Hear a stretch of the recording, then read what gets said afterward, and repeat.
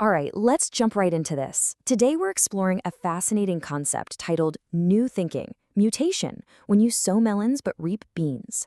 This actually comes straight from Guy Shuifeng, the founder of Life Chen Yan.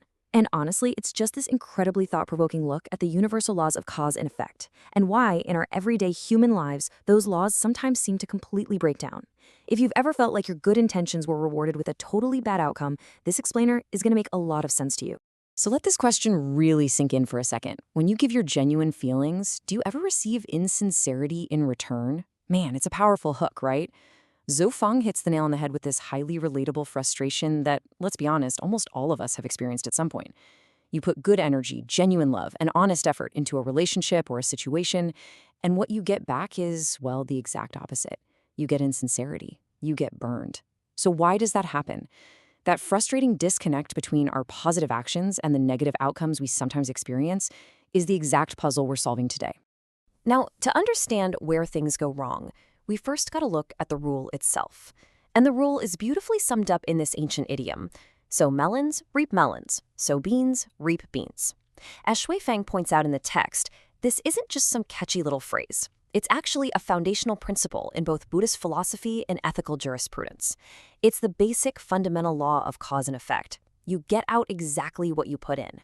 From the perspective of the way of nature, this fact and the logic behind it is undeniable. If you plant a melon seed, a melon grows. It's supposed to be an absolute universal truth. Okay, moving on to Section 1, the universal law versus the human paradox. Because, let's face it, there's a really painful reality to unrewarded intentions. Shuifeng lists these specific paradoxes to show us the huge gap between natural law and human experience. I mean, think about it. You give wholehearted love, but you're met with deceit. You offer goodwill, and people just assume you've got some ulterior motive. He even points out family dynamics, like how loving parents are super common, but truly filial children are pretty rare.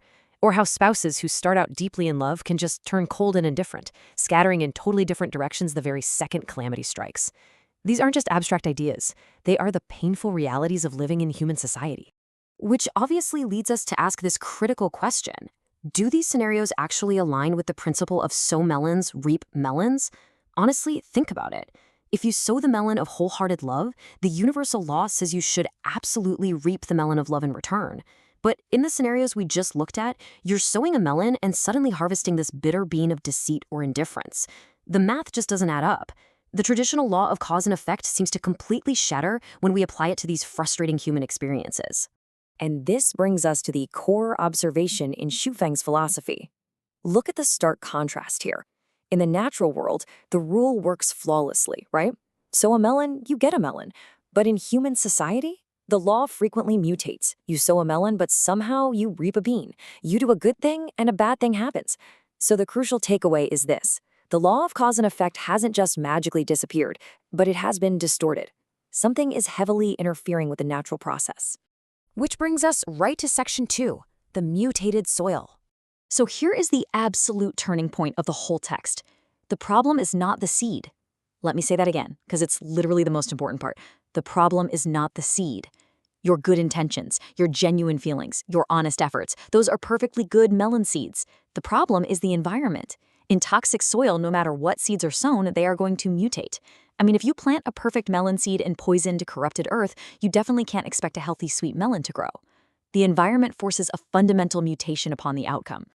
Let's actually break down what makes this soil toxic versus what makes it healthy. Shuifeng defines the soil of mutation as an environment built on stuff like selfishness, greed, jealousy, resentment, ignorance, deceit, and cunning. Basically, if you're operating in a relationship, a workplace, or a community rooted in these traits, your good deeds are guaranteed to mutate. You're going to reap beans when you sow melons. In contrast, good soil is an environment of kindness, honesty, trustworthiness, and selflessness. Only on that good soil can the true principle of cause and effect actually hold true. The soil, not the seed, determines the harvest. All right, let's look at the solution in Section 3, the way of nature. In the philosophy of Life Chen Yan, finding this good soil means walking what Shuifeng calls the way of the greatest creator, and it's defined simply as the way of nature. It's a path that is fundamentally aligned with those positive traits we were just talking about: kindness, honesty, and selflessness. According to the text, it's only on this specific path that the universal law functions perfectly. If you want the absolute guarantee that sowing melons will actually yield melons, you have to be operating within the natural order. Any path that deviates from this, well, that's exactly where the mutations occur. So you might be wondering, how do you know if you're actually on the right path? Well, Shufeng gives us a very straightforward diagnostic tool here. If you sow melons but reap something entirely different, understand this. The soil you are using is problematic. Unexpected negative harvests are a direct, undeniable indicator that you have deviated from the way of the greatest creator. You don't even have to guess if a relationship or an environment is toxic. The results will literally tell you. If your love is constantly met with deceit, the soil is wrong. Period. So once you realize you're dealing with a mutated, selfish human environment, Zhu says you really only have two practical choices. Step 1, improve the soil. If you can actually inject honesty, kindness, and selflessness into the situation, then do it. But what if you can't? Well, then you go to step 2. Stop sowing anything in it altogether. Just stop wasting your good seeds. Stop giving your genuine feelings and wholehearted love to environments and people governed by selfishness and greed, because you are only ever going to harvest pain and mutation. Because, the stakes here are incredibly high. Sui Fang leaves us with this powerful contrast regarding the ultimate outcomes of our lives.